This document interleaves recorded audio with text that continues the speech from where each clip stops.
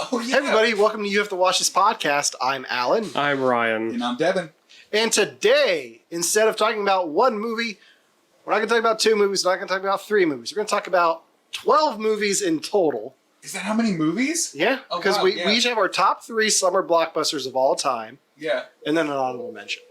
Oh, all right. So 4 times 3. Basic math. Yeah, basic math. Did they not teach that in London? No, they don't. But before we get into that, you guys, I want to talk about some stuff we've watched recently. Good. I've got a few things to talk about. Devon's got a thing to talk about. Oh, I have a thing to talk about. And Brian's got nothing. So Actually, I do this time around. well, you didn't tell me, so there's no graphic. You force never references. asked, so I did mean, ask. you didn't. I did. That's how I have Devon's When? ready. Yesterday in the chat. What did you ask? There was so much going on yesterday in the chat. What did you watch? Yeah, what did you watch? We'll go first because I don't have a graphic for you. Marrowbone. Huh? Marrowbone. Marrowbone. What is that? Marrowbone is a horror film that was made like 3-4 years ago. Okay. It's honestly really good. It's more of a suspense. Basically, a mother is escaping from her husband. Well, a wife is escaping from her husband, who is in jail across your side of the pond. Oh. And she brings her kids to the U.S. to like start a new life and change their name, and everything goes downhill from there. Downhill, like they don't have Marmite, so they can't properly breakfast? The Marrowbone is the name they take on.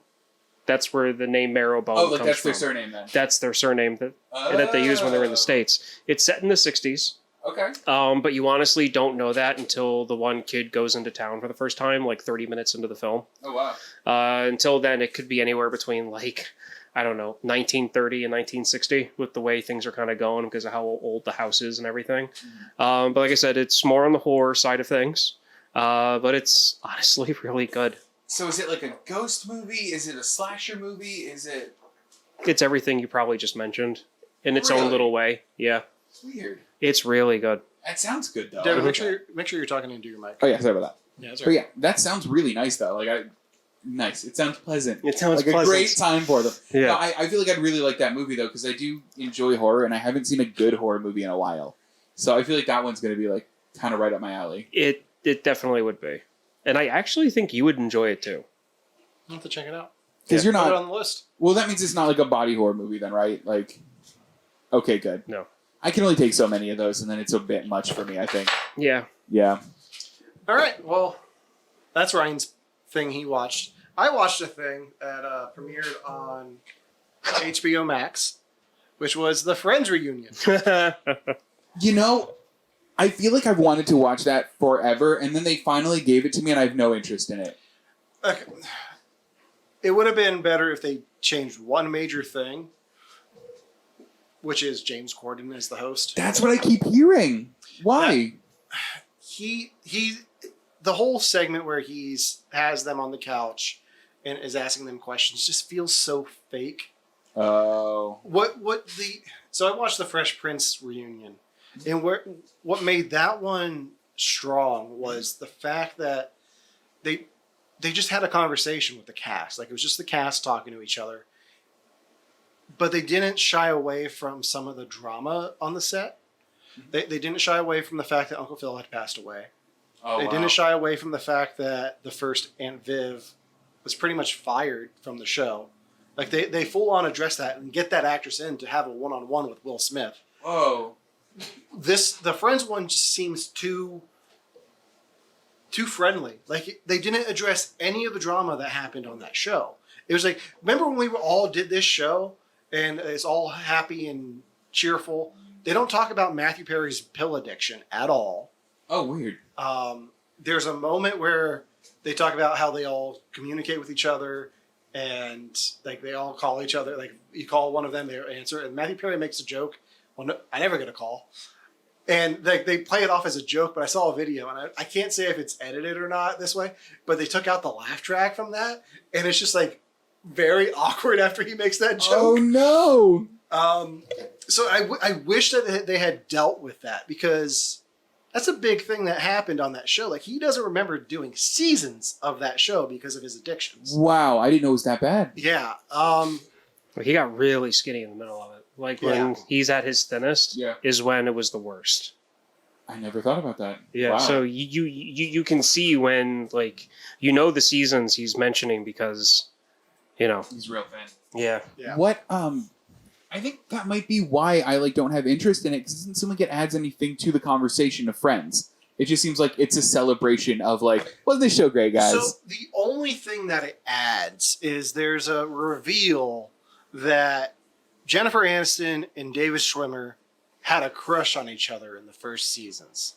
Aww. But the reason I call bullshit is so they reveal that in the Q&A with Corden. Okay. But then later on when they have the cast on set of the old set, it comes up there too. So it's like they had it planned that they were going to reveal that. Ew. Which it just feels dirty. Yeah, that feels a little bit forced. It feels too scripted. It doesn't seem real. Yeah. I've seen all of these bloopers before. They're not adding anything new. Everything's already out there on the internet. The best part of it was Matt LeBlanc. Oh, was it? Yeah, because when they talk about them having a crush on each other, we never acted on it. He's just like, bullshit. There's a deleted scene where they talk about the truffle with the roast with the. Oh yeah. And Jennifer Aniston's like, yeah, I never had to try it, and then he just pulls it out from underneath his chair. He's like, you get to try it now. And those were the best parts, and that didn't even make it into the cut. Oh, weird. Yeah. Ew. Well, you sold me on the Fresh Prince one. The Fresh Prince one is fantastic. Yeah. But yeah, so Just those are my okay. thoughts on the Friends reunion. I don't think I'm gonna watch it. I think you've talked me out of it, to be honest. Yeah, it's not great. My want didn't change one way or the other from this. Okay. Did you never want to watch it, and now you don't? When I found out that the reunion thing wasn't an actual episode, my interest dropped. Because I would rather it be an episode of where they of where the characters are now. I like Friends for the characters, not the actors. Well, Sure. Yeah, I kind of wish it was that too, but they say in this they have no desire to ever do that. And Oh, wow. yeah, and that's why my shock of they're gonna do a reunion thing. Oh, that's great. They never wanted to do this, and then I found out later in the article, oh, it's an interview. Never mind. Moving on from the Friends reunion to Devon's thing that he watched recently. Yeah. Devon's been on a plane a lot recently, so he's been watching some movies. Basically, just all plane movies. Yeah, so he picked one that he wants to talk about. Oh, there we go. Whiplash. Yeah. So Whiplash is my movie. I had always wanted to watch this movie because I'd seen the Not My Tempo scene, which have you seen the Not My Tempo scene, Ryan? I don't know if I have or not. It's J. Jonah Jameson from every Spider-Man movie. Okay. And he's yelling at a drummer. Just basically, you're not on my tempo. And then he throws a chair at his head. Was that part of the trailer? I think so. I think it was. And it was making it, that clip was making its rounds on the internet just because it was so good. Okay, then I probably saw it. So I watched basically 3 movies on this last flight, all of which I thought were phenomenal. This was the one that I had watched that I feel I want to talk about really quick because, Alan, you saw it, right? I've seen it, yes. We've talked about doing it on the show. Yeah. And getting our high school band director in to talk I would about love to get Mr. B in here to talk about it. Would he do it? I don't know. Oh, Anyone watching out there who knows Mr. B from Big Spring High School, petition it. We want it. we want to hear your thoughts. Change.org. This. It's that level. So anyway, the movie, I don't want to ruin it. I feel like the movie ends sympathetically to J.K. Simmons' character. Am I right in that, Alan? I don't know. It's almost ambiguous. it's a little bit ambiguous. I wouldn't say it's a happy ending. I think I would.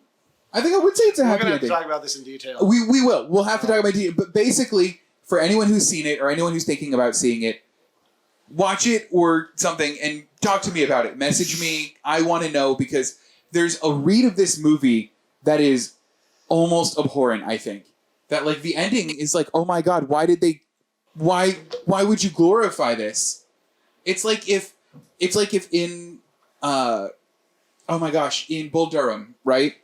If the lady that was helping train everyone in baseball, if instead of having sex with them and training them, she brutalized them and beat them and then trained them as well.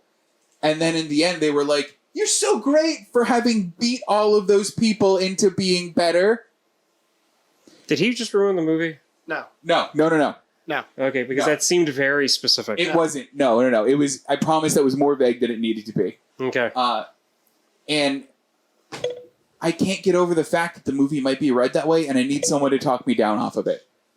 And I keep trying to talk to Romana about it, and she's like, you need to stop talking about this movie. So if you're watching, this is the last time I'm talking about this movie until we do an episode on it. I hope she's watching. I hope she's watching with friend of the show, Chad. I hope you guys are both watching. If you are, say something in the chat, because we miss you both. All right. And my last thing that we're going to talk about before we get into our countdown, because this is a supersized episode. Yeah. So is Bo Burnham's Inside. I'm cheesing for the camera because Yeah. Romana. So Bo Burnham released a comedy special to Netflix that he filmed during quarantine by himself. Did all of it, the camera work, the editing, the content, all by himself. And it's funny, but damn, it gets deep. Yeah,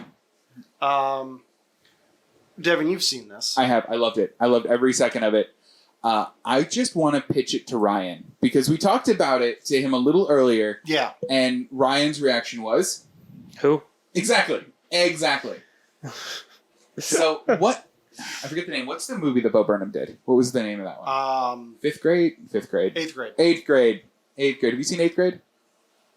I don't think It's like the movie Kids that came out in the 90s.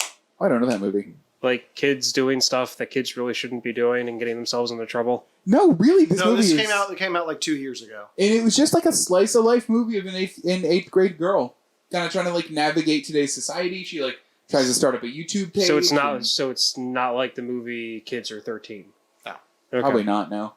But anyway, it's stand up comedy.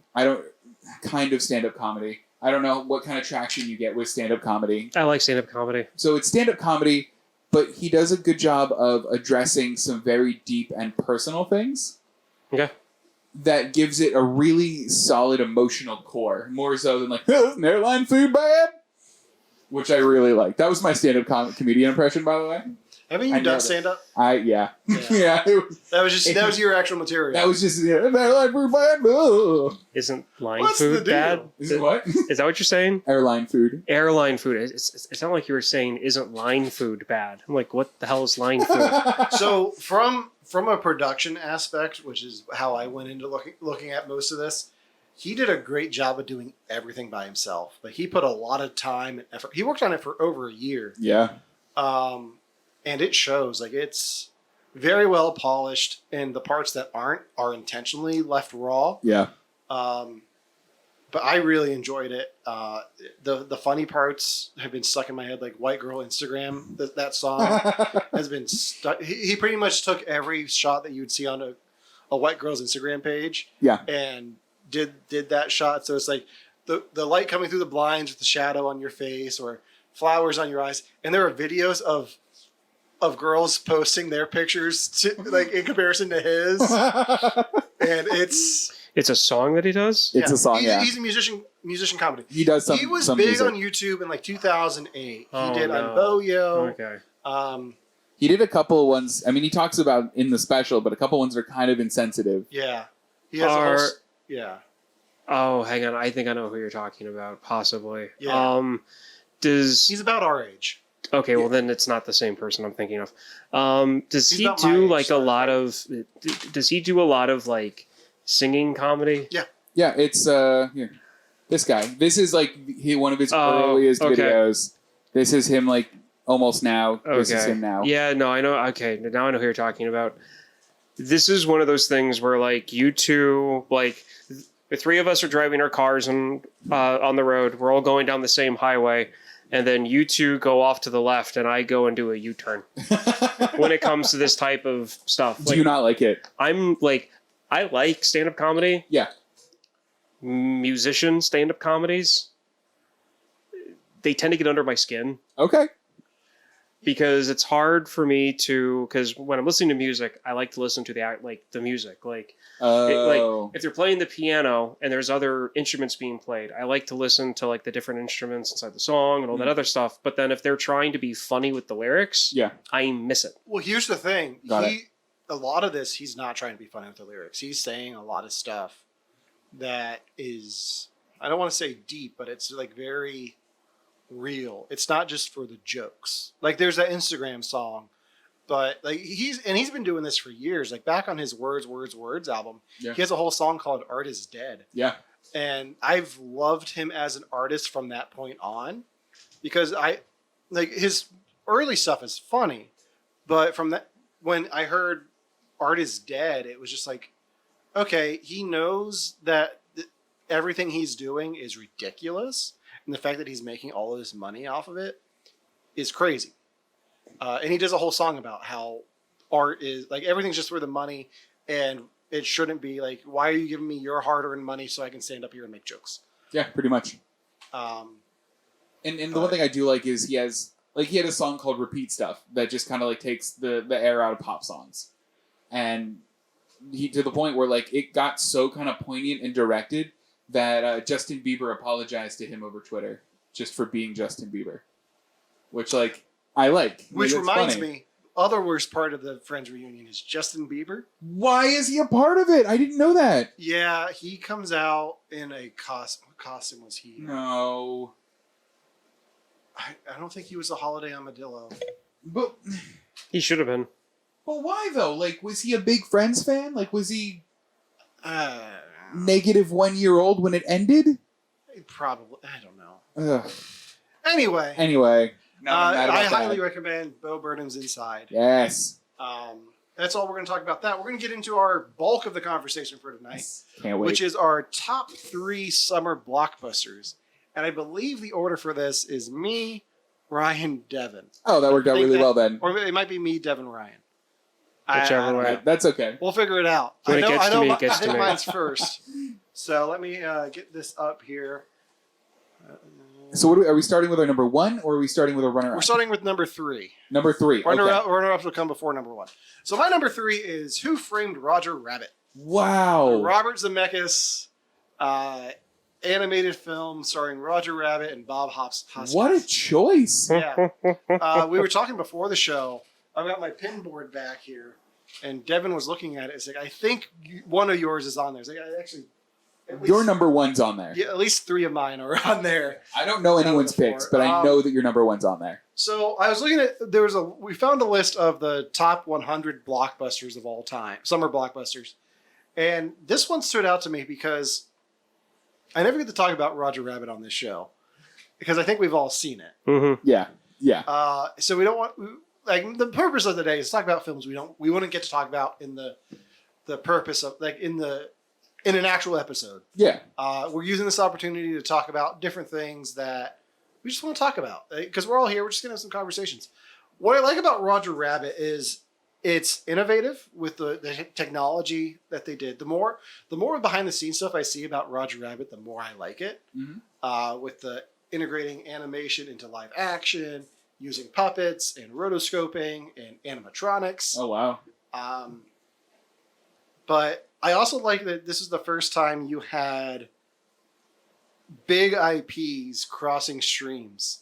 So you have Bugs Bunny and Mickey Mouse sharing the screen. How did they pull that off, like rights-wise? So the rule for it was Bugs Bunny had to have the same amount of lines as Mickey Mouse. Oh, all right. So when you see them, do. they're having a conversation back and forth. And that's the only time you see them speak. Same with Donald Duck and Daffy Duck. Yeah, when they're playing the piano. Yeah. I didn't realize my shirt was so appropriate today, though. That's Yeah. fun. Aw. Yeah. And then, like, you have Christopher Lloyd as the villain. Oh, yeah. And it's just terrifying when he transforms into the tune at the end. Yeah. Spoilers for Who Framed Roger Rabbit that came out in 1987? No, 80. What year was it? Is it that old? I forget. You got the laptop. I've got pins here. I don't know. But it's just, I just love that movie so much. I've got a bunch of pins up here from it. But my introduction to it was the short in front of Honey, I Shrunk the Kids. What was the short? They did a bunch of shorts with Roger Rabbit and Baby Huey. I think there were 3 total. But Bill, I don't typically watch true crime. I never thought of Who Framed Roger Rabbit as a true crime movie, but it is. There's been rumors of them doing another one, and I think taking the true crime approach would be really interesting. that actually would be really interesting though, because that's like a real big genre now. Like that would be fun. So I know it's really serious, but could you imagine if they did like a revisiting of the Who Framed Roger Rabbit thing? Yeah. But in the way that they made Making a Murderer thing, and have it be centered around the guy's partner being killed by a piano being dropped on his head. So like you start it there, and then you play through everything, and then the tail end of it would be the rabbit. So we just had a conversation about doing a thing for this podcast in the near future. You do a true crime podcast, just analyzing everything in Who Framed Roger Rabbit. I actually really love that. I really love that. Yeah, Can we should do that. we should definitely do that. I want to do that. Zack Snyder's Roger Rabbit. So that's my pick. I've got it on Blu-ray. Like when they first released the Blu-ray for it, Yeah. I was like, yeah, I'm buying that. So This movie hit at a weird time. Like when I saw it, it was around the same time that I had vehemently refused to watch Mary Poppins because I hated the Mary Poppins with the dancing penguin scene because I hated live action and cartoons on screen at the same time. And how old were you? I was like 10. You're such a weird kid. I was a little kid, and it like hit at the worst possible time. So like this movie like did not appeal to me at all. I watched it and liked it. Like I haven't watched it as an adult, but like when I first saw it, I was like, I don't think I like this. But then like it changed my mind. So I feel like I have to watch it again now that I'm like over that stuff. Ryan, what are your thoughts on Roger Rabbit? It's one of my favorite movies. Is it? Like, yeah, no. I mean, you've got the whole. You've got the 1940s, 30s. I think it's early 50s, late 40s, early 50s. It's post World War II. Yeah, so I would say probably like late 40s.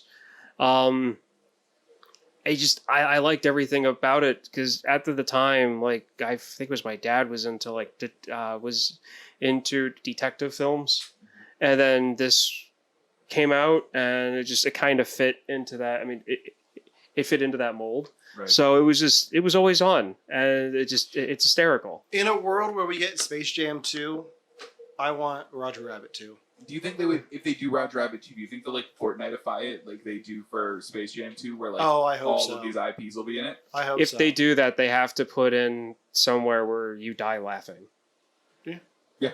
Yeah. I'm Okay. on board. Yeah. So moving on from my pick to My pick. Devin's third pick. All right. Steven Spielberg's Jurassic Park. Guys, super confusing movie. I know. Or super divisive movie, but I love this movie. So it's Jurassic Park. It's Jurassic Park. It's a great movie, great characters, great action sets, or great action pieces.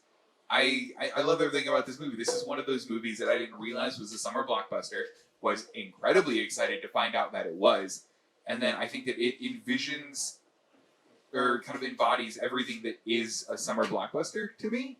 Like it has like action, it has great characters, like, and it's timeless. Like there wasn't a time and place for this movie. I will watch this movie any day of the week, just apropos of nothing. Okay, well, I agree with all that. So, Devin's in town, so It's we're weird, right? Yeah.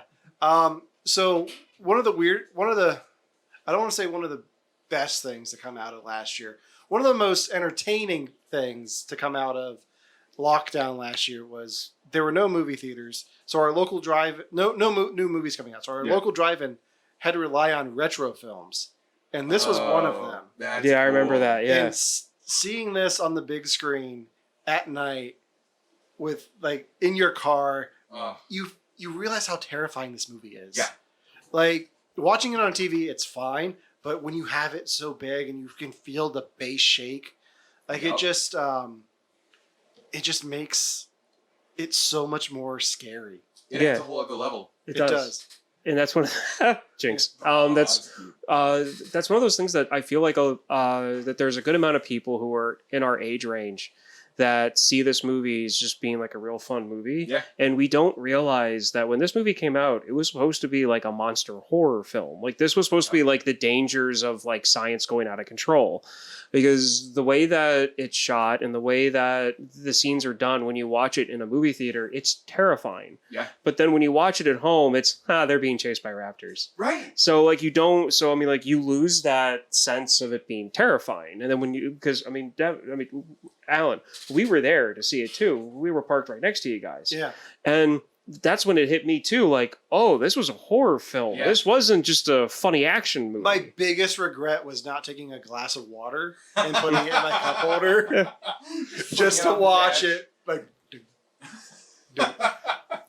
Does the recording make that happen? Like if you're watching it, does The the bass recording? one, Okay, because I like that. if you have your bass high enough. yeah, okay, yeah, because it was supposed to be what, like a guitar string when they were making the movie. Was Like it? it was like a bass string, because they couldn't find, like they spent a whole day trying to get the water to ripple the way that the way that he wanted to, and nothing they did was working. And then somebody was like, well, just goofing around on their guitar on set or something. Oh, wow. And so they just decided to test it, and somehow either the string was placed right next to the cup, attached to it, something. Yeah. And when they hit it, it made the cup do what it wanted to do. I So love that. I'm going to use this opportunity to talk about a movie coming out next year.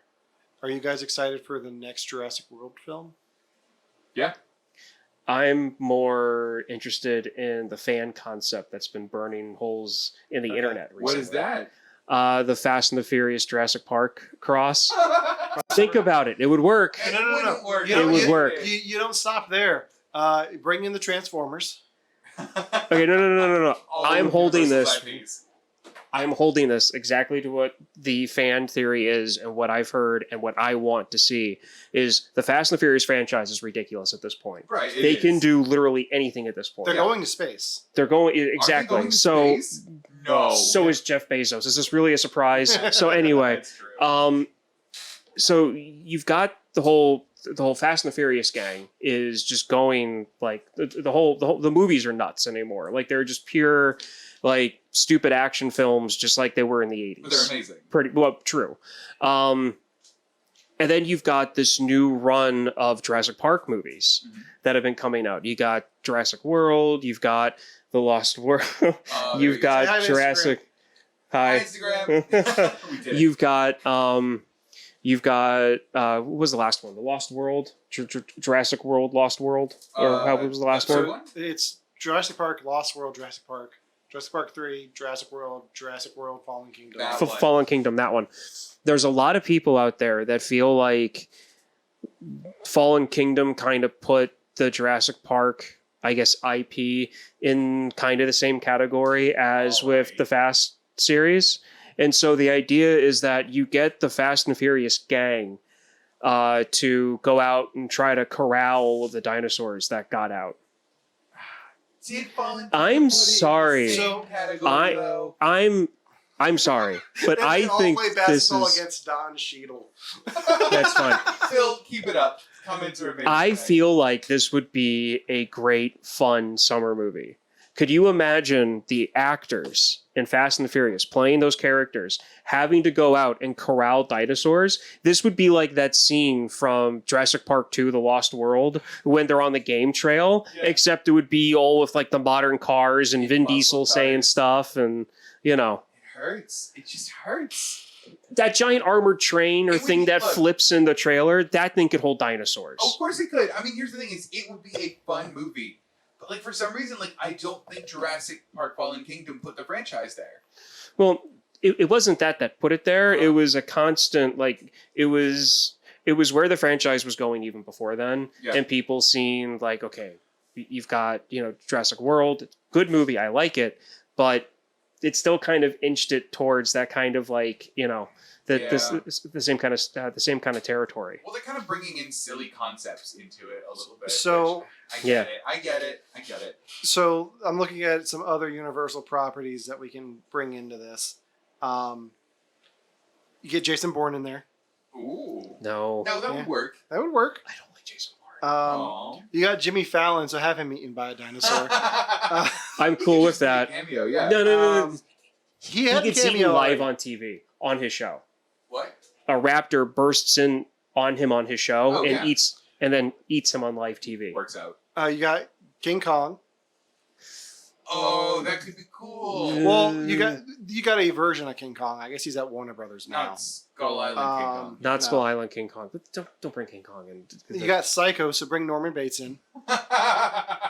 Norman. The Ted franchise, so get a little teddy bear in there. Like, why not? Like, have Ted the teddy bear riding with Vin Diesel Oh my god. in the DeLorean from Back to the Future.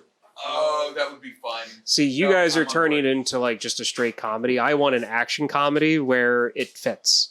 And that's where just doing the Fast and the Furious crew going out to like collect these dinosaurs that got out, to me, works. Just that alone.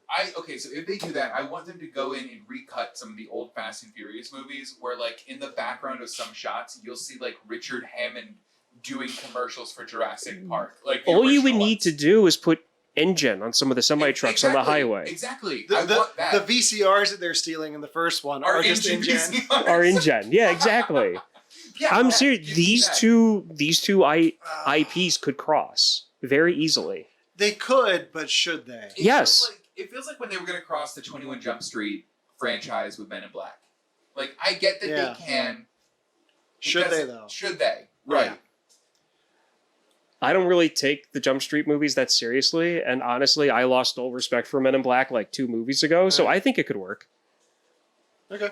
I just want to see Malcolm try to explain chaos to Dom from Fast and Furious. Yeah, absolutely. I would love that scene. I would love that scene. I think my thing is it would cheapen the Jurassic Park franchise. And I think I'm just holding on hope for it. I think I really am. Like, I think I'm holding out hope that this last Jurassic Park movie is going to make the other two seem better than they were. It's gonna I it's know gonna it take a won't. lot for Fallen Kingdom. Yeah, I was not a No. huge fan of Fallen Kingdom. It's It gonna was take a lot for fine. Fallen. It was fine. They didn't need to put in the human cloning thing. Spoilers. I mean, I'm excited. The new one's going to have Ian Malcolm, Alan Grant, and Alan Tudyk, because why not? Laura Dern. I can't remember her character's name. Oh, yeah, Laura Dern, yeah. Okay. I like that, but I'm looking at Bill's comment and it just hit me. I could see Malcolm trying to explain Dom, be like, Yeah. if you drive this speed and you hit train tracks, will the car land on the front bumper or the back bumper? I don't care because we're family.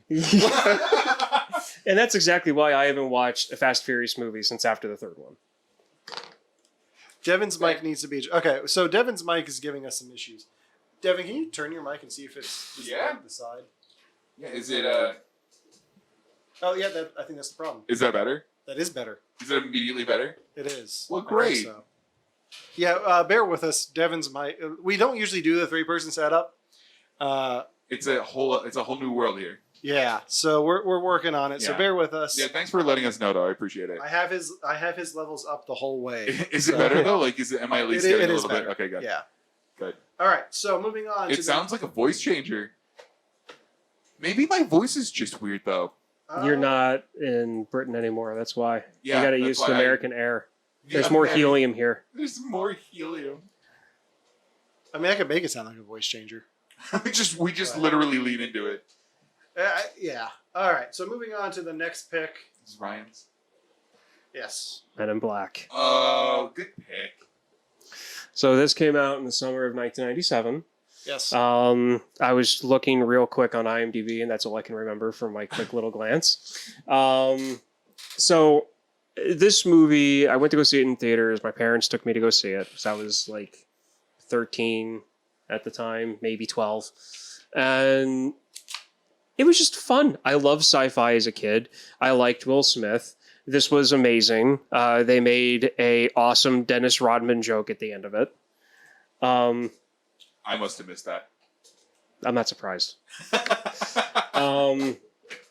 But it's when it comes to summer blockbusters, when we were making this list and I put into Google summer blockbusters, I just got so many movies, and I thought to myself, I need to narrow this down to like a certain type of movie, a certain category. So I went for movies that came out in the summer that I consider blockbusters, but that I still watch today, primarily during the summer. Okay. And this is one of them. One out of the 4 that we're going to be talking about. Yeah. Because to be honest, like during the winter and fall, I'm more of a like long movie person, or you know, like multi-movie storylines type person. Sure. So like I'll watch The Lord of the Rings, I'll watch Harry Potter, I'll watch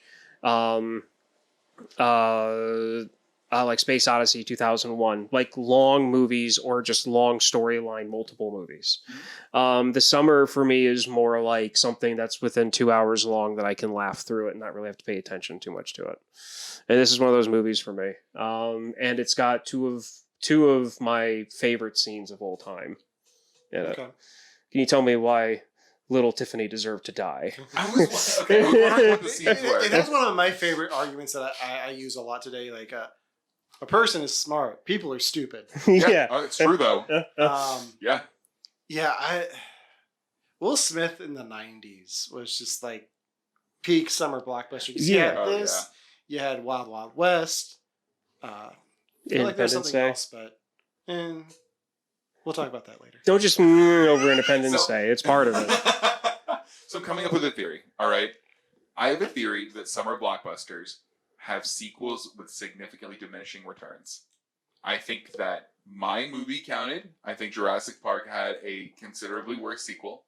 I think your movie counts. I think Men in Black 2 is considerably worse than the first one. Yeah, I tried to watch Men in Black 2 recently. Yeah.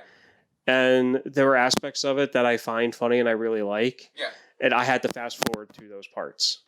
Really? Yeah, because I was like, I can't watch this anymore. But Jurassic Park movie was not bad.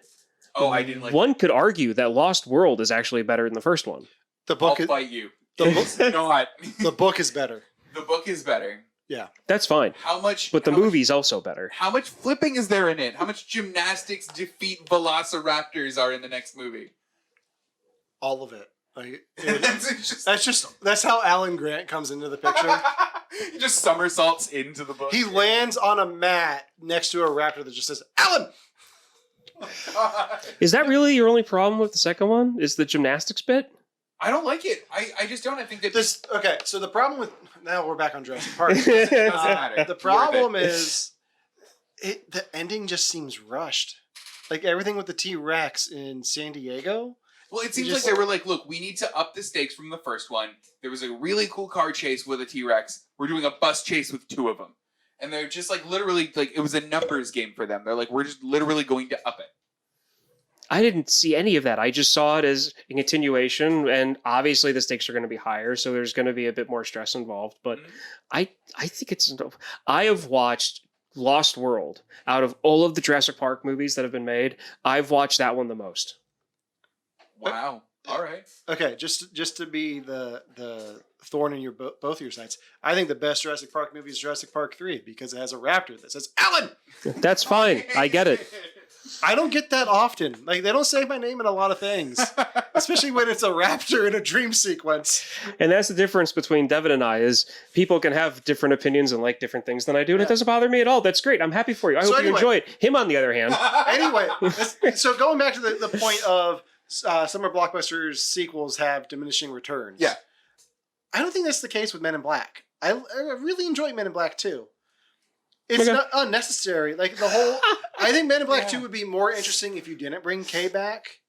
Like the dynamic Yeah. between the two of them works, but I think the weakest part of that is, okay, we have to get Kay back, Yeah.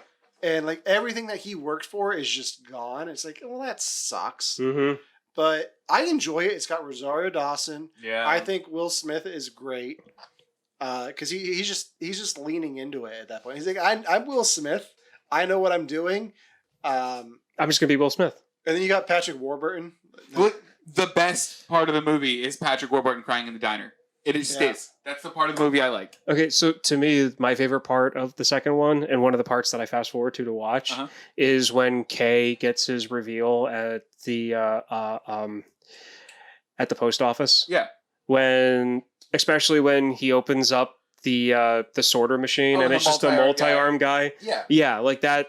That scene to me is hysterical. But you would really say that Men in Black 2 is just as good as the first one.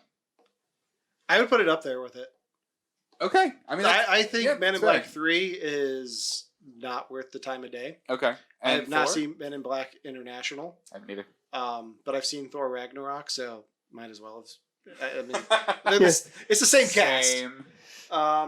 Yeah. No. Bill has it. Bill's right. When he beatboxes. Yes. In number 2. Yeah.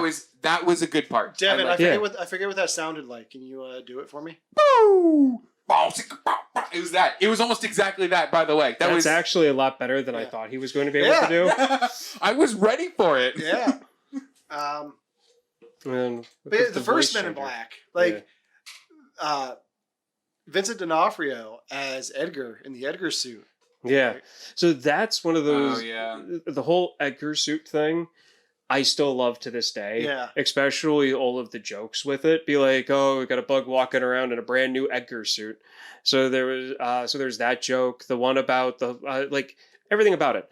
The midget cricket and the whole thing about the great attractor, about the thing that caused the New York blackout, and the thing just a ball that bounces all over the office. I find hysterical every time.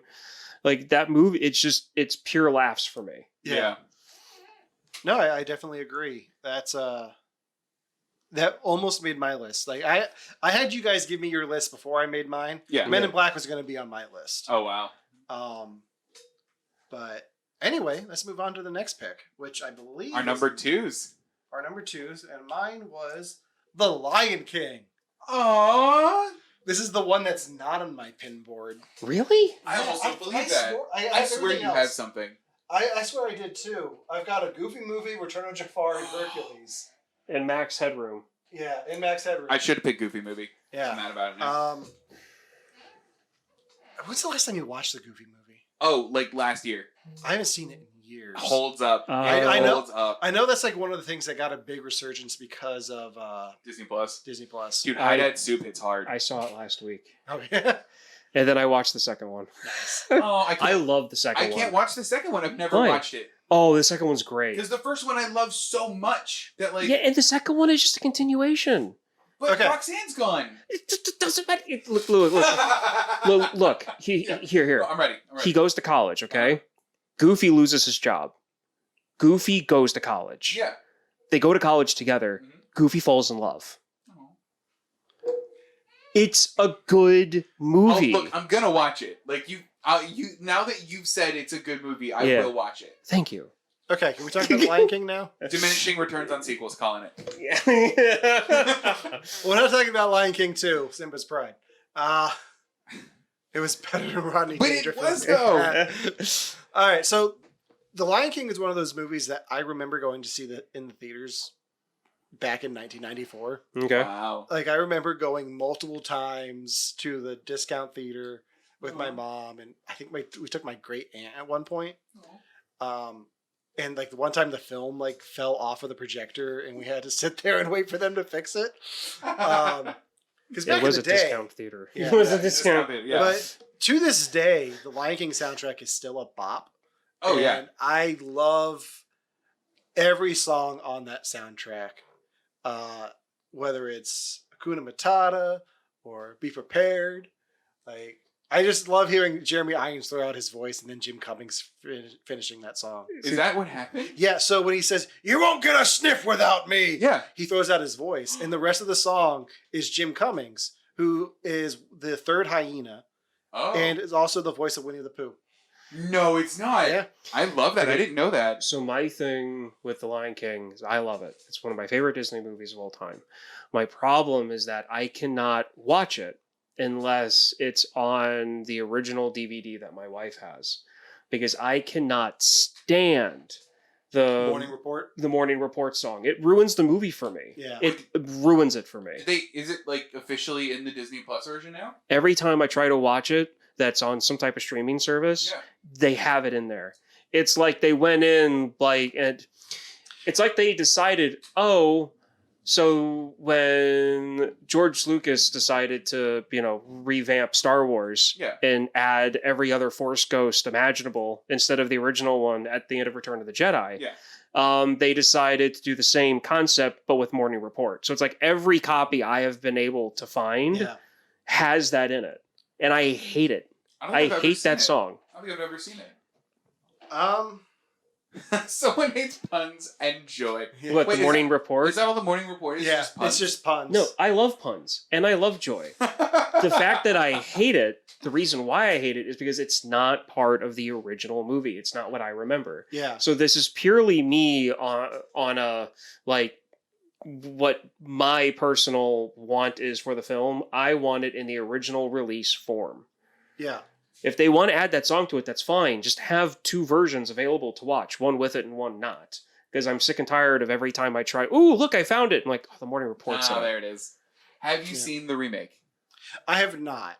Okay. I was very against it. Yeah. And then I watched the behind-the-scenes documentaries on The Mandalorian. Yeah. And it's like, you know what? I want to watch this now. Because if it wasn't for The Lion King... Mm-hmm. and the Jungle Book that Favreau did, we wouldn't have the technology that's used in The Mandalorian. I didn't know that. With the Epic Games server projected background on a screen. Yeah. I really want to see it. I just haven't pulled that trigger yet. You'll have to let me know, because the casting in that movie, I think, is what makes me most interested in it. Not necessarily, because it feels like it's just the same thing. They just updated the graphics, and oh, by the way, John Oliver Sazu now. Yeah. And I think it's smart that you don't recast Mufasa, because who else? Yeah, right. That's true. The one thing I couldn't take from the trailer was how lifeless all of the animals' eyes were. Were they? Go back and watch the trailer for it. Yeah, no, the eyes are weird. Like, I felt like I was watching a bunch of like stuffed taxidermied animals. Yeah, like the eyes roll like marble-ish texture. Ew. Like, I'm gonna have to rewatch. They weren't. So, Devin, have you seen the remake? No, I haven't. Okay. Someone in the chat, let us know if Morning Report is in the Jon Favreau Lion King remake. Oh yeah, I didn't think about it being in that. I'm sure that'll make Ryan thrilled if it is. Yeah. All right, so that's my second pick. Moving on to Devin's. Love that. All right, so my number 2 pick is a classic. It's Blues Brothers. Oh, yes. High five. Yes! All right. Nice. Confession time. Yeah. Never seen it. What are you doing? Come on, man. I'm actually mad about this now. Both of us are. Yeah, so this came up before. You knew this. They're being dramatic, folks. Don't buy into it. Never. I told them this last week. We actually had somebody request the Blues Brothers. We did. Yeah. We had somebody request it on the Facebook page. Guess what my next pick is? Yeah. Yeah, so that'll be in 2 weeks. Devin's going to make me watch this, but tell us a little bit about it without getting into too much detail. What is a Blues Brother? I love John Belushi is what I'm going to start it out with. He was one of my childhood heroes, minus the drugs thing. One of my childhood heroes, still one of my heroes. I love his brand of comedy. And I love jazz. Like, I've grown up with jazz. We were in jazz band together, and it's this really great blend of kind of SNL style comedy, like SNL at the time, not necessarily now. Comedy at the time, and jazz and of the time, and I think it's just great. When Rupert is spoken word while Simba stalks him like a weird piece from last week tonight. Love it. I hope that's real quick true. since John Oliver was brought up. Yeah, Bill, I got your mail, and I really appreciate that stamp. That is all. I'll show you guys afterwards. Okay, good. I can't wait. Blues Brothers. Yeah, but no, I love it. I've quoted this movie almost since I saw it first in high school. I quote it all the time. I love everything about it. I think I would watch this movie all the time. There's a surprise cameo in it that I don't know that Alan knows about. And I think you're going to think is really neat. Okay. God, yeah, that's right. Also another movie with diminishing returns in the sequel. Yeah. Yeah. But John Goodman. I know. You realize I am going to watch Blues Brothers 2000 after we do this. I'm gonna whether have to you watch make it me or not. I'll have to watch it in preparation then, because I've never seen it. Are we just going to do a double feature? We're doing a double feature. We have to. No, we're going to spend so much time talking about the original one. I'd rather not do a double feature on 2000. We'll watch it on our own. Okay. That'll be something. Well, it'll be just for us. All right. So I'm looking forward to it. I actually I told you guys I've been getting CDs from the library to put on my iPod. I got that. I got the soundtrack. Oh, good. It was skipping like crazy. But Oh. I have it. I haven't listened to it yet, but I have it ready to go for when we do watch it. So Good. The soundtrack is great. What a good movie. Yeah, when it comes to my experience with it? Yeah. Both my parents grew up in Chicago. My dad grew up in a suburb in like West Chicago, and so did my mom. So the Blues Brothers, like Wayne's World, was always a staple growing up. So like my first like car police chase I ever saw on TV in a movie was Blues Brothers. So that was like my like, you know, that's what I expected from car chases like for the rest of my life.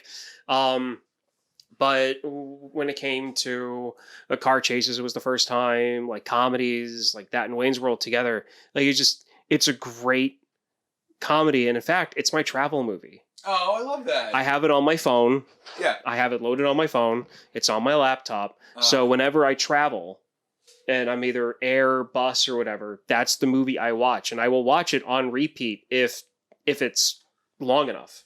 If I'm on a 6-hour flight, I'll watch it twice. Oh my gosh. So, so intense. So real quick, what is the best SNL movie? If you had to choose right now, Devon, Wayne's World or Blues Brothers? Blues Brothers. Okay. That's an easy one for me. Honestly, Blues Brothers. For me, it's Superstar. No, I'm kidding. Coneheads? No. This is Pat. Wasn't the one about the guy with McGruber. I need to watch. I need to watch that too. The one where I forget his name and I forget the name of the movie, but he's a veterinarian and he gets tangled up with the mafia and he dresses up as a Girl Scout and goes, "Would you guys like some cookies?" I don't remember the name of it though. I forget. Oh, I don't know. There are some stinkers of SNL films. No, that one's good. Like that one's, but I can't remember the name of it though. I don't know. Man, if I I'm know gonna that watch one. McGruber tonight. I have it. It's not a bad idea. I could go for some Val Kilmer as the bad guy. Is that who's the bad guy in that? Yeah. Oh, I can't say man. his name on Twitch, but Oh, you can't? yeah, because I'll probably mess it up. Oh. Okay. And it's a name you cannot mess up saying. All right, so yeah, we'll be doing that in 2 weeks. Yep. So we're looking forward to that. We'll get into more detail about the Blues Brothers, but on to Ryan's second pick, Speed. Oh, man. So Speed came out, and I looked at it real quick, and I don't remember. It's probably like 95 or 96. This was my introduction. I believe this was my introduction to Keanu Reeves. To where like I could pinpoint him then in other movies because I had seen Bill and Ted's Excellent Adventure before I saw Speed. Okay. And I had seen other movies that he had done. 1994 came out in 1994. So like this was the movie I saw, and then I could pinpoint him after the fact. So it's like your favorite one for a while of him. Yeah. And again, this is one of those movies where I can just like put on and either like sit down and watch it intently, or I can put it on and clean the dishes to it. Like it really doesn't matter like that. But this is pretty much my standard for like highway action films, where it's the storyline's really basic.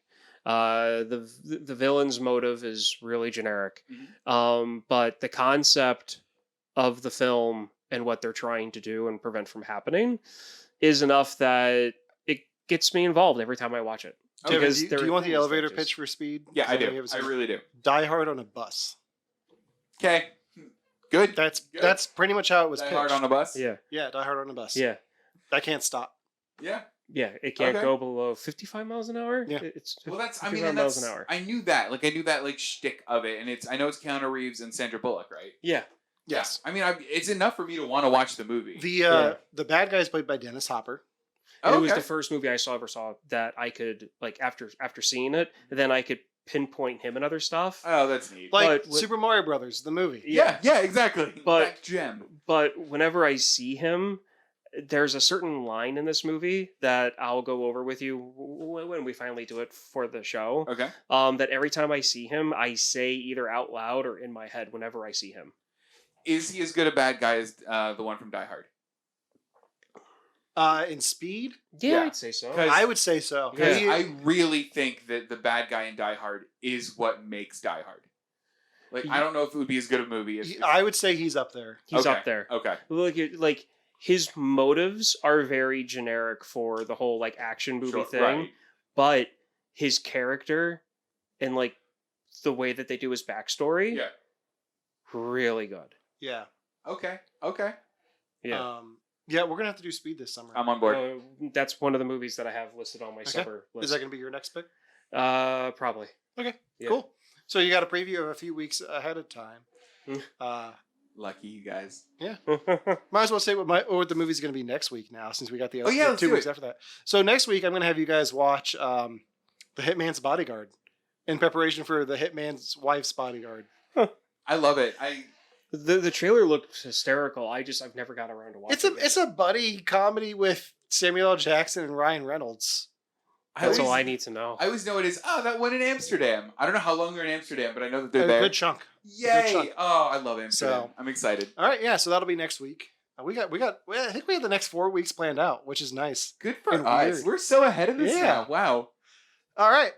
Moving on to the next one. I think we're into our honorable mentions. Oh, there's honorable mentions So first. these are ones that we just wanted to touch base on, but aren't in our top 3. Probably should have put these at the top, but whatever. So mine is Spider-Man 2. So Of course it is. real quick Real quick before we get Sure. into this, I gave when we came up with this concept, I told the guys, okay, here's the rule for these lists: no superhero franchises. I did this for 2 reasons. One, I didn't want we could sit here and talk about all the Marvel movies all day. You two would have sat here and talked about the Marvel movies. all Probably. day. To be Two, fair, probably. I didn't want them to take the Sam Raimi Spider-Man 1 and 2. So I have Spider-Man 2 here, but it's the first 2. Yeah. Because those are the ones that I saw at the drive-in during the summer the most. I think I saw each of them at least 5 times when they were out. Wow. I remember standing at the drive-ins outside the concession stand with you, Yeah. watching the trailer for Spider-Man 2 in front of like Shrek 2. And I was like so pumped for that movie, and it came out in July. I was like, yes, like I loved, like, for me, the Spider-Man movies are the quintessential summer blockbuster. When I think Okay, summer blockbusters, late nights at the drive-ins, I'm thinking Spider-Man. Like, nothing I've seen at the drive-ins can beat the Can beat experience of that. seeing those 2 films. Okay. I mean, the thing is, I love the Spider-Man movies, so you're not going to get too much of an argument out of me. I think they're good movies. I don't know if I look at them as summer blockbuster movies, but also, like, a lot of my picks aren't strictly summer movies either. Like, I don't know that I would even say, like, Men in Black is strictly a summer movie, aside from, like, your criteria of what a summer movie is to you. Yeah. So, like, I think it's a good pick. I like Spider-Man a lot. Yeah. And I think it's a good choice to go for them over the MCU movies, I Yeah. think. Like, because it kind of has its like own place. I mean, Blade and X-Men came first, but I don't think we get the MCU that we know without the Sam Raimi Spider-Mans. No, I agree. No, yeah. And like, it's just, those movies are just like my happy place. Yeah. To the point where I'm so excited that they're bringing back at least one villain from these movies. I heard. That's been confirmed. Other ones are rumored, but Spider-Man No Way Home is going to be insane. Yeah, I'm excited. Yeah. Yeah. So that's my honorable mention. Nice. Devin's. I got, okay. He made a weird choice for this one. All right, Really? look. This is a summer blockbuster to This you? is a summer blockbuster to me. I got crap for this. All right, I'm going to go ahead and I'm going to talk about Anna, because she... Yeah, okay, yeah. So, we were talking about sometimes I have what Anna calls big fedora energy, which Oh, yeah, with this pick you do. With this pick you do. yeah, all right. So big fedora energy with it, yeah. As you, So, all right. Here's my reason for picking. I originally, in its spot, had Inglourious Bastards. You did. That's a heads up. I all will right? vouch for that. That is I think it's a good one. I picked this one over Inglourious Bastards, not because I'm like, oh, the best movies are independent movies. And, slight tip of the fedora. The reason I picked this movie is because I've watched this movie to death. I love this movie. I'll watch it all the time. And I think that, just its whole vibe, basically. I mean, look at the yellow poster and everything. It is kind of a lot of actually. But I mean, the whole vibe of the movie is kind of summer, and I just like the message of the movie, and the characters really hit home for me. And, it hit at the time when, I was on this, huge Steve Carell high. So, I don't know. For me, it's just it is a summer movie for me. I watch it during the summer. I watch it a lot. Okay. I think the most memorable things from this movie for me are Steve Carell. Yeah. And the moment with Paul Dano where he realizes he's colorblind. Oh yeah. That's what sticks with me. The dance number at the end where they all get in trouble. Oh yeah. It's something else. But this was the first time you got to see Steve Carell be dramatic. Yeah. Because this was right around the time The Office was taking off, and I know you're a big fan of Toni Collette. I love Toni Collette. Literally anything she said. Every time I see Greg Kinnear, just picture him in You've Got Mail. A hot dog is dancing. You need quiet while a hot dog is dancing. Good. But no, it's a good movie. It's just doesn't fit the if you look at this list, one of these things is not like the other. Definitely this one, but I watch this one the most in summer. Yeah. It's my weird stupid association.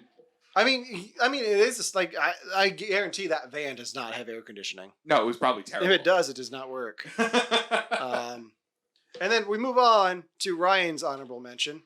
Last Action Hero. Oh my god, I guessed this one at dinner. Yes, you did. So Devon, prior to me getting over here, Devon was trying to guess what movies I'd pick because he was trying to pinpoint what my summer movies would be. And Alan, I was guessing both of you, to be fair. And he mentioned this, and he's like, oh, because it would have to be something Arnold Schwarzenegger. And I'm thinking in the back of my head, yeah, of course. But, so, to me, almost every single Arnold Schwarzenegger action film that came out in the summer, to me, is a blockbuster. Right, I mean, yeah. Just, there's that. But I was trying to find a movie that I was trying to think of one of his movies because I have a lot of them and I watch a lot of them. Mm-hmm. So I was trying to find one that would kind of sum up everything.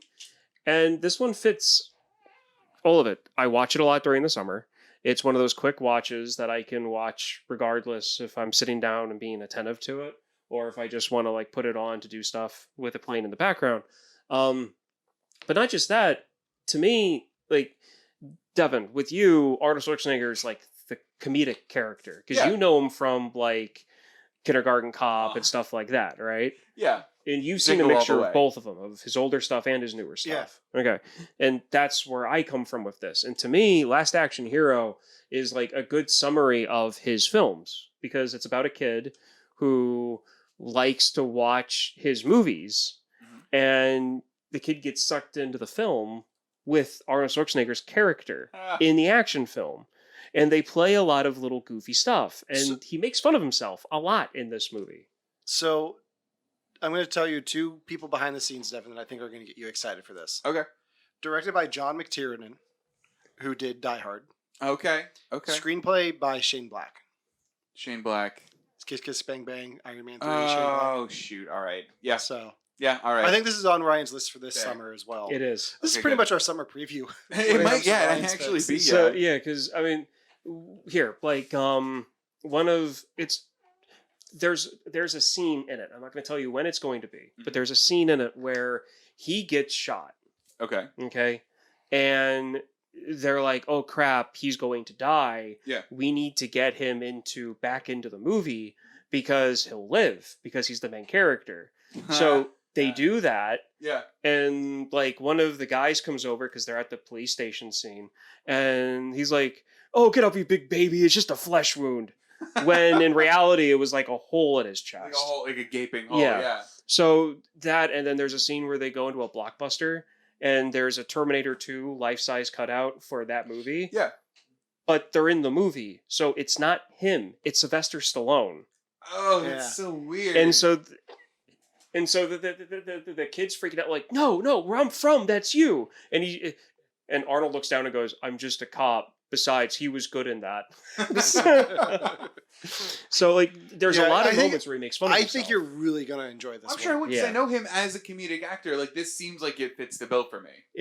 Plus, it's also more of like him as an action hero too. Yeah. So it's a good mixture of like how I grew up knowing him compared to how you grew up knowing him. Yeah. This is a nice in between for me. both of us. I could have used more ice puns. I hate it. No more. All right, so going. Oh, I lost it. Oh no! All right, going on to Ryan's number 1 pick. Oh, that was a flip. Yeah, That was- it's how I got there. So Ryan's number 1 pick is Twister. Yes. So wow. I grew up. For anybody who may not know, I was born in Illinois, and I spent a lot of time around like 30 minutes outside of St. Louis. Our town never got hit by a tornado that left any damage, but we definitely had tornado warnings. I definitely spent some time running down into basements. Definitely did tornado drills at school. And whenever we'd go anywhere in St. Louis, you would always pass a door that had a little picture of a person running towards the door and a picture of a tornado next to it, because that was the tornado shelter for that public building.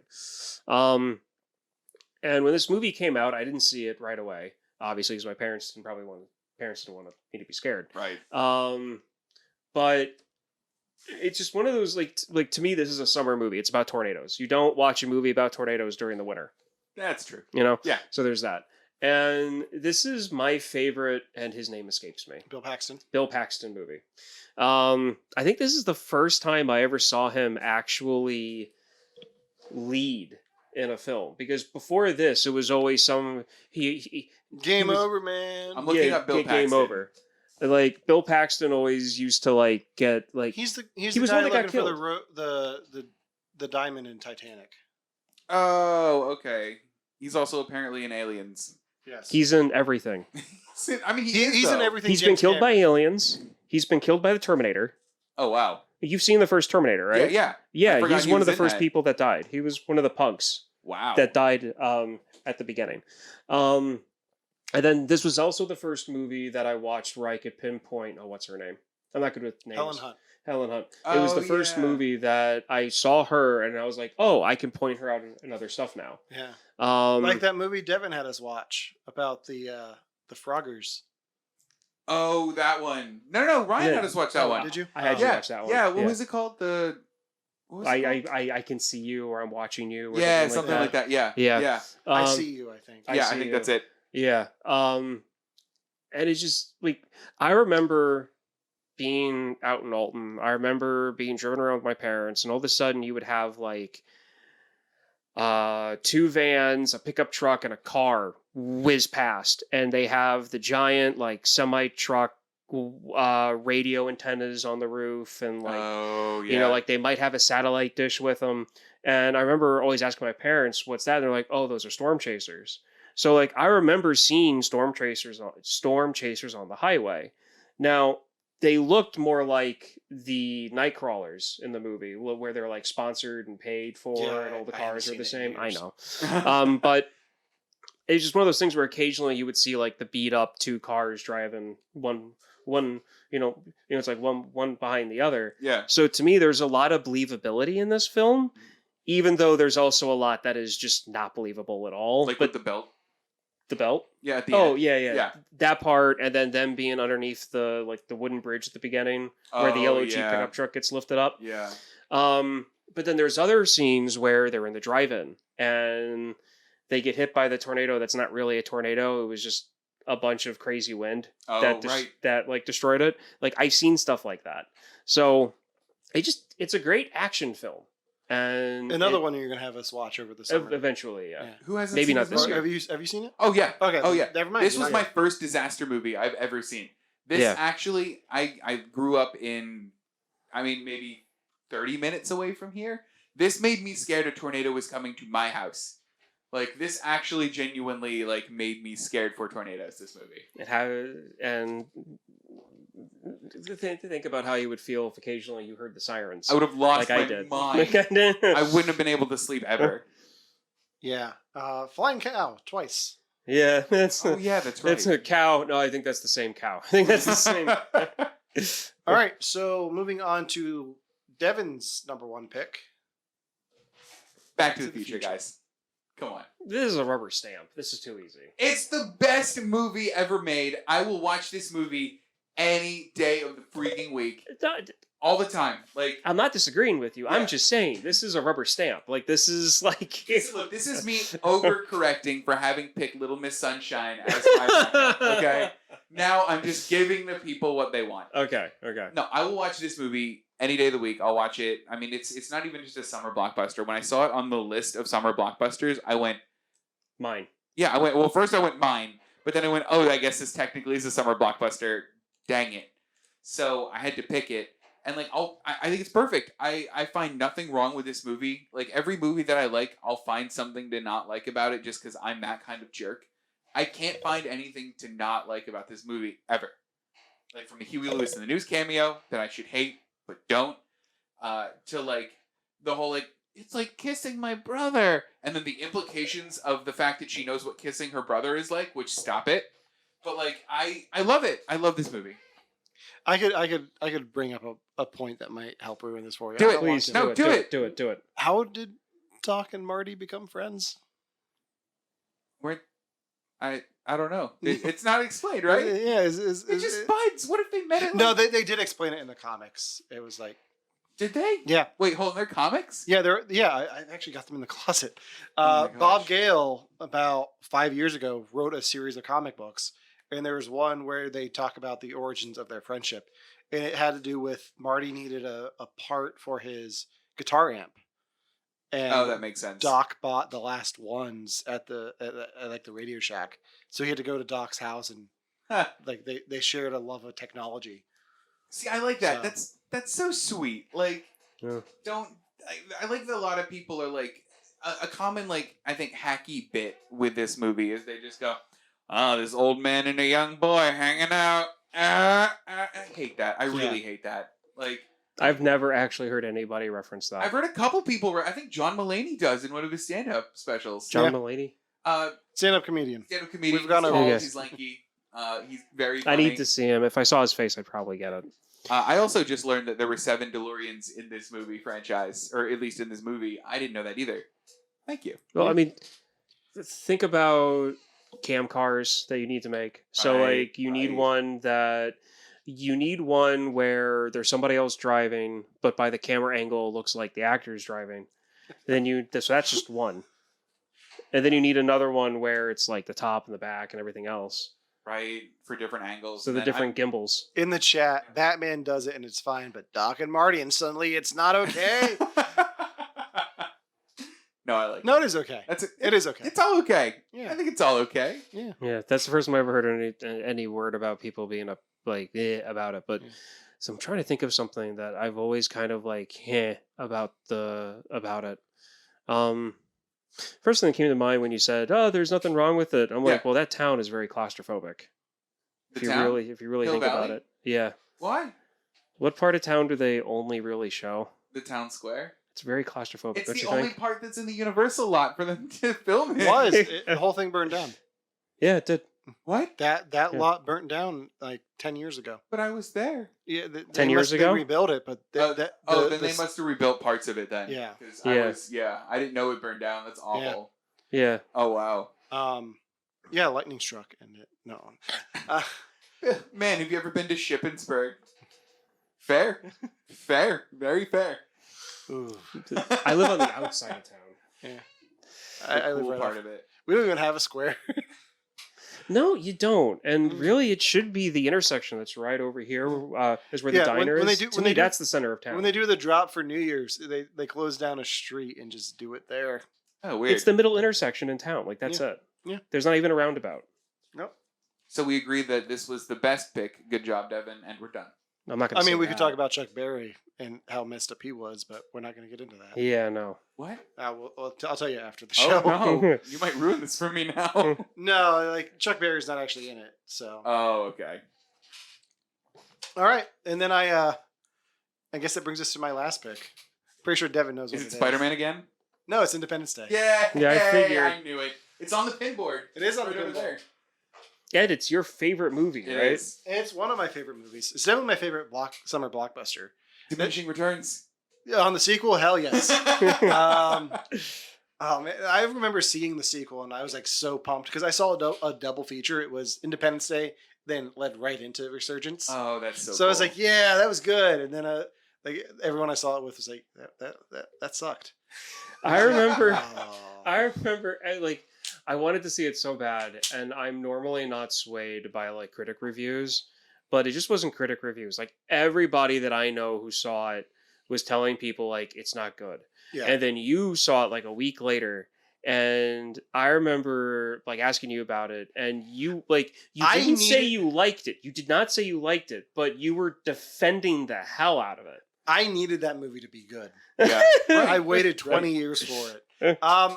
So we're not talking about Resurgence. We're talking about Just Independence Day. the good one. I watch this movie every year, only on July 4th. Like I will, if I have a cookout to go to, I will wake up early in the morning and watch this before I go anywhere. If we're going to the beach for the day, we will drive to the beach, come home, and watch Independence Day to recover. I love Like that. that's something I watch every year. Like that's the only day I can watch it. So you're not watching it all the time. Yes, it's a special movie that gets its own day. Yeah. I mean, the movie's called Independence Day. When else are you supposed to watch it? Well, I mean, I think that's a good definition then of a summer movie for you. Yeah, and it has yes, exactly. I ain't heard no fat lady. You're obsessed with the fat lady. I could just quote it all day too. Yeah. And I can make obscure quotes from it too, like not just the Jeff Goldblum and Will Smith lines. I can go Judd Hirsch on you, like, don't you yell at my David. Was it him? You ought to be dead. What was it? Roswell, New Mexico. You knew then. You said nothing. Wow. I'm so impressed. Yeah. What do you I guys gotta call my lawyer. say? Screw my lawyer. Yeah. Oh, I mean, I love the best part of that line is you can tell he didn't say forget my lawyer. They dubbed over it because he definitely says the F bomb. He definitely drops an F bomb. Really? Yeah. Oh, okay. Well, I gotta watch it for that. Yes. Now. I don't watch this movie as much as you, but I always love it when I see it. I mean, Yeah. This is one of those movies that like I think it came on like TBS or USA every once in a while, and I've never not watched it if it's just on. But like I very seldomly kind of reach out for it. Yeah. It's one of those ones that I would always watch when it came on HBO back in the day when HBO was the big thing. Oh yeah. Back before streaming services. And then I owned it on, I don't think I ever owned it on VHS, but as soon as I was able to buy my own DVDs, I bought this and then I bought it on Blu-ray. Good. And the extended version is much better. Is it really? It adds just enough that the movie makes sense. Like, why does a computer virus work on the mothership? Because we based our computer technology off of the ship that crashed at Roswell. Oh, that was part of it. Yeah. Oh, that's really smart. I like that. Yeah. I Okay. never even thought about that. Yeah, me neither. until But now. like now, that's a very clever addition. Well, that's one of those things that people do pick on that movie for. Is like, why does a virus work? They explained it. Yeah. So, what do you guys think of Independence? Like, what do you think? To me, it's just an overall good movie. I watch it all. When I saw it on the list of summer movies, it wasn't a surprise. It was, oh yeah, that's right, that did come out during the summer. Yeah. But it's one of those movies where like I'll watch it any time of the year. Like there's not really a specific time of year of like my movies I did pick. Like Yeah. I primarily watch the movies I did pick during the summer. I'll watch that on Christmas. Doesn't really bother me. Yeah. Heathen. I wish I had your tradition where I watch it on Independence Day, and I feel like I want to start it because like it's such a cool thing. So there are three things that overlap in a lot of our picks that Okay. we need to address. Will Smith, Yeah. Jeff Yeah. Goldblum was in two of our picks, Yeah. and Steven Spielberg. I don't know. Spielberg just feels like the movie blockbuster guy, though. He does. I mean, that's what he built his career on. Like Yeah. Jaws is considered the first big blockbuster. I'm shocked none of us picked Jaws, to be fair. Well, to It's be too fair, much of a rubber stamp. if one of us had picked Jaws, I'd be like, no, we did a whole episode on that, Okay, got it. and a sketch that needs to see the light of day again. It does. It really does. We're bringing it back. The sketch we did. Oh yeah. I sing. Yeah, we Yeah, all that's sang. right. Yeah. This is look a shock. I almost forgot. We're bringing That's back because you went memories. method and got drunk off your ass. No, I didn't. I know. Oh. So yeah, that does it for our countdown. Yeah. I think now we're going to open it up to some questions from the chat. Yes. So ask us your movie questions or just any questions. We have one already that Devin has some time to prepare for. did. Friend of the show, Diane, wanted to know, since you're living in London, are there any foods people over there foods from Pennsylvania that people over there don't know about and look at you like you're crazy when you bring them up? Oh, absolutely. So I had time to prepare for this. I love this question because it's one of my favorite, it's one of my favorite things to do is to compare foods. I actually brought a suitcase of food back over here so my family could try, what Marmite tastes like, what, Branston pickle tastes like. That's just what I like doing. So foods they don't know from Pennsylvania in the UK. They don't know Lebanon bologna at all. They don't know scrapple. They don't scrapple? Is Yeah. that saying okay? Yeah, they don't know scrapple. They don't know hot bacon dressing. That is not a thing to them. And my favorite thing to do is to show Brits what a Permane Brothers sandwich looks like, and just say this is what we eat. Yeah. And it's not like a once for me, Permane's wasn't a once a year thing, and then I felt bad about myself. It was let's go grab some Permane's. It's a Friday. It was a regular thing that I ate, and I feel bad about it now. But yeah, that was those I think were the big ones. Can you guys think of any other regional Pennsylvania foods I might be missing? I would love to see somebody from Britain have a Pennsylvania birch beer. I'm talking yellow red label Pennsylvania birch beer. I wonder what they think about it because there's I guess a compound or a taste I guess that's in birch beer and in root beer that they use as a major component of their medicines. So Oh my God. root beer and birch beer all taste like medicine to them. I only know, I think, one person from Europe that actually likes root beer because they say it all tastes like medicine. That sucks. Yeah, those poor people. I feel... Who over there decided to make that an ingredient? I don't know. That's ruining. I wonder what they would think of Moxie. That's not Joseph a Pennsylvania thing. Mengele was around That's a there, Maine thing, but Yeah. I wonder what they would think of Moxie. I don't know. I'll have to have them try it. If you want Moxie, you can pick it up at Cracker Barrel. Oh, can you? Yeah, they Yeah. have it. What is Moxie? You haven't had Moxie? I don't usually drink soda. To Cracker Barrel. I need to be around him Yeah. when he drinks it. Next I time. need to be around that him. cool? Next time you're in town, we're gonna have to do you're gonna have to bring a bunch of stuff Yeah. for us to try. Oh, I absolutely will. Because I'm kind of jealous of your family getting to try all this stuff.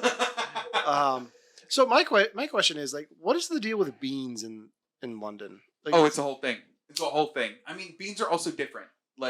So beans aren't sweet things. They're not in brown sugar. They're not with bacon. It is literally beans in a just tomato sauce. And they'll put it on top of toast. That is a breakfast for them. It has protein. It has iron in it. And that's a breakfast. And I can't get behind it. I tried. I really did. In the chat, a friend of the show, Bill, says, love the idea of you having to declare a suitcase full of Wawa at customs on the way back.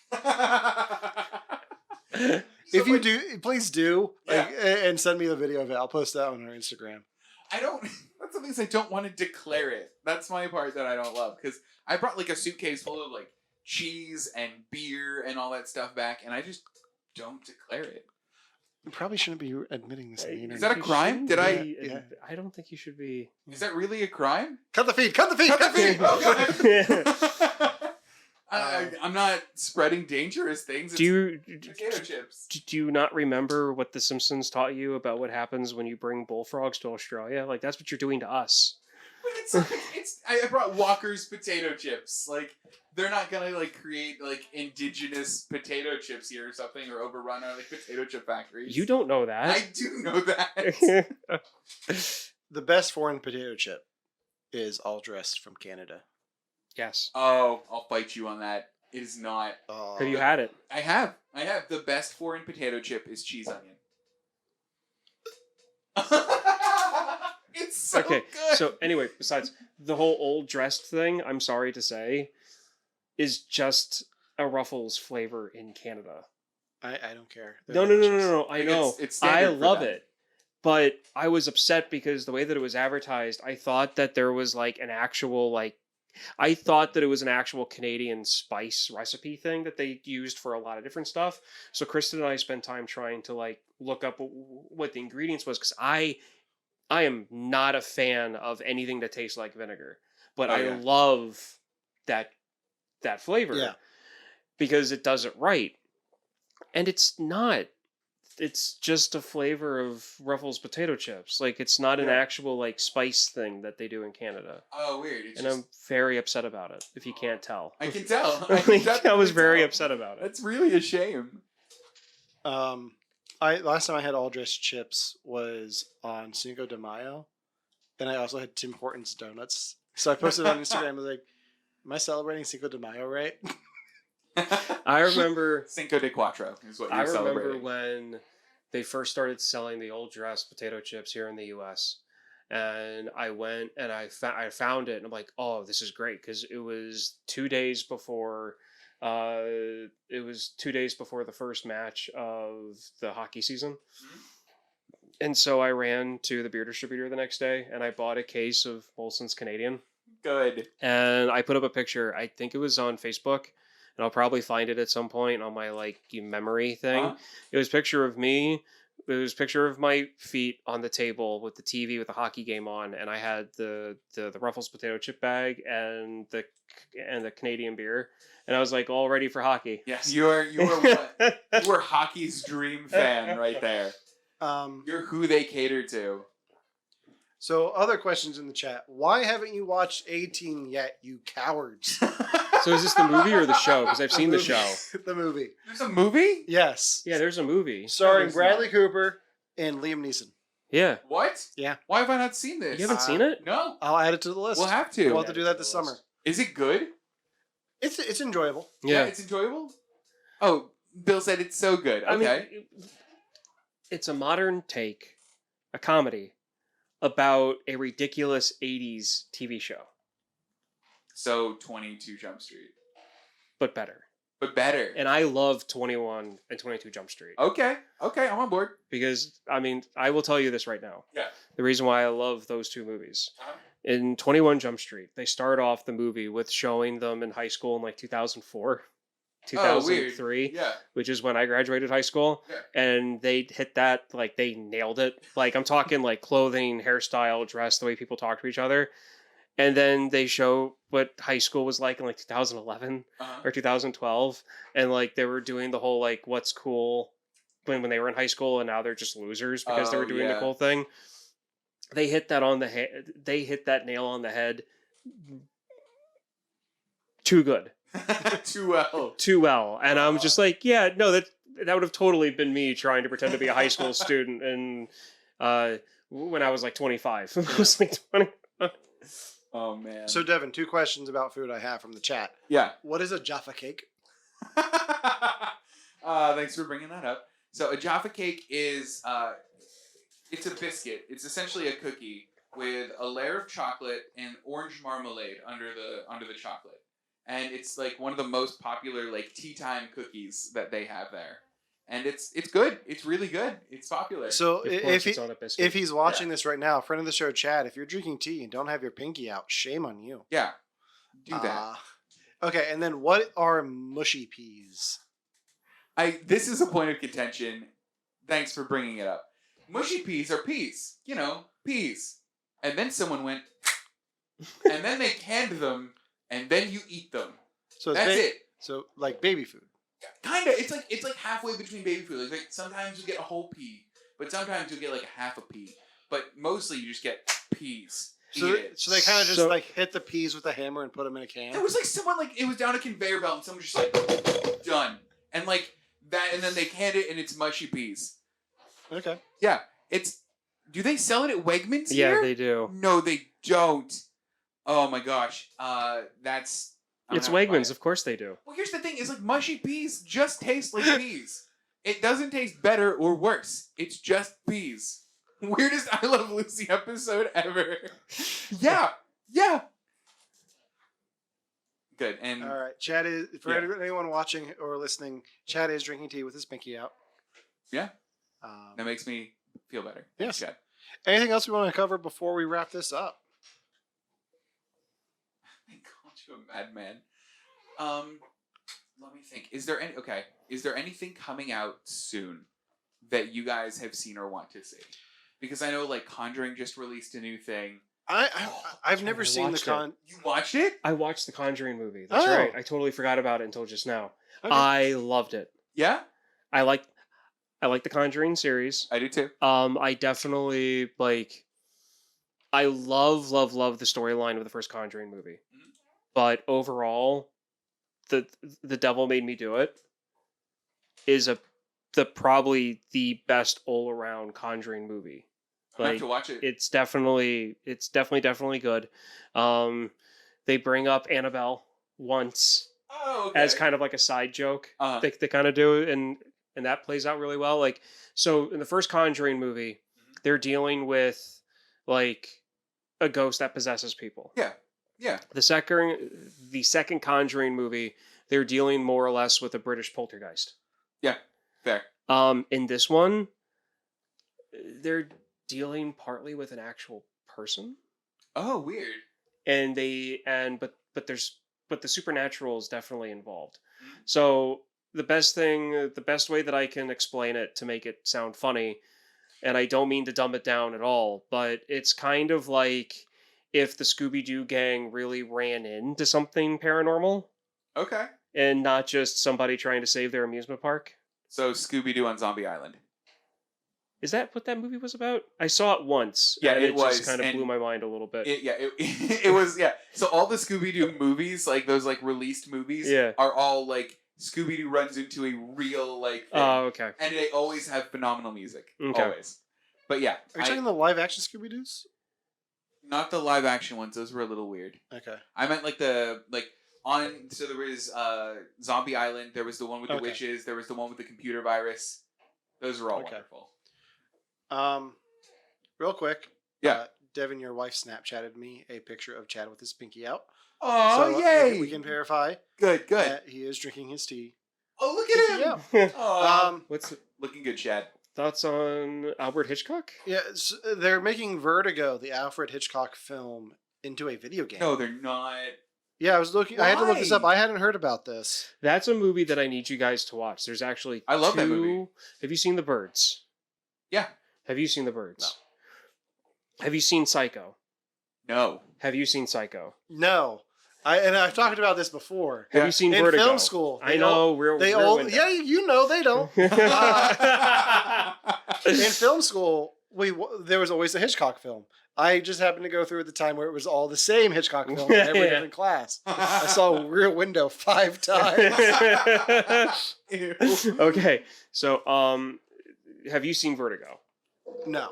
Have you seen Vertigo? Yes. Okay, we need to watch these movies Okay. because the movie High Anxiety is my favorite Mel Brooks movie, Okay.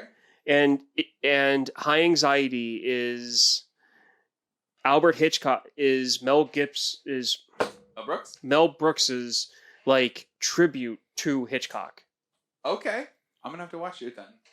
You're not going to watch it until we do it, but we need Okay, to okay. watch these other Good. Yeah. Hitchcock films first. I think yes. I'm very on board for that. So it's going to take Yeah, a so year, we probably. haven't really heard about it. You know what though? The movie Vertigo I heard is like the best like San Francisco tourist movie. Like because it's so well shot and there's so many great shots of San Francisco in and of itself. That if it's a video game, I kind of just want to live in like what is it, 1940s, 1960s San Francisco. So I'm all on board. Okay. Early happy birthday, Ryan. It's almost your birthday. yes. When's I'll your be- birthday? I'll be 36 on the 14th. Oh, Ryan! Happy Oh. almost birthday. Well, we have a show before then, so. Yeah. Well, here I got Thank you. I got you a Jolly Rancher. There's a little hair on it. Yes. Thank you. No, never mind. Gonna make a joke. So going back to your question about movies coming out. Yeah. I'm trying to think of ones that aren't. I was thinking about it. I think the first movie I'm going to go see in the theaters is probably going to be Hitman's Wife's Bodyguard. Oh, is it? Yeah, just because I like the first one, but I feel like that'll be good to see with the crowd because of the comedy aspect of it. Other than that, the Marvel stuff, I'm looking forward to having that kind of experience again in theaters. And we're going to be talking about Black Widow when that comes out. Are you going to see it in theaters? I don't know if I can logistically because I'll be going on vacation that week. So if I can, I will. If not, the Disney Plus is an option. Yeah. So, other than that, I'm kind of intrigued by the M. Night Shyamalan. Is it old? Old, yeah. Old. I don't know. I it has to really kind of grab me. I think it's got to be a phenomenal movie for me to be excited about it. Because I'm almost over him. Not to sound too blasé or anything. Yeah. Other than that, Is that the one at the beach? Yeah. Yeah, that was one of the movies that got pushed back, right? I mean, everything got pushed back. Yeah. Would you say that it got older? The ghost upstairs didn't like that joke. That was a very weird sound. Do they have cats I upstairs? think so. That was definitely a cat was a chasing cat. a toy. I'm trying to think if there's anything else. I want to see Quiet Place 2. I'm excited for that one. I loved the first one. I heard the second one was good. There was another one I saw that I thought was good, but I forget. I think it was probably just Quiet Place 2. We should watch Supernova. That's on all of our lists. We talked about that over dinner. I watched it on the flight over. It was one of my 3 movies I watched. You should all watch Supernova. Freaking watch Supernova. And then Booksmart. I loved Booksmart. I loved the humor in it. I loved the characters in it. I'll probably make you watch it. I actually heard an interview with Olivia Wilde Uh-huh. on NPR about that movie. They were interviewing her about where she came up with the idea, if the experiences with her on House helped her at all making it. Oh, It's actually a really good interview. So if you just look up Olivia Wilde NPR Booksmart interview, you'll find it's it. probably, yeah. Mhm. That sounds right up my alley, It's a actually. really good interview. All right. Anything else before we wrap this up? I feel like we're at a good stopping point, but Yeah. I think that's all I don't want it to end because we never get to be in the same room. I know. It's Umbrella so- Academy. Wait, when is that coming out? I'm excited for the 3rd season. I am too. You watched it? Kristen's gonna hate me for this, but we're 2 episodes away from being done with the 2nd season. Oh, man. We've watched it over the past 2 months. Oh, right. You were going to bring up your thing. I was going to bring up another thing that I've been watching. I've been checking out Invincible on Amazon. Is it good? It's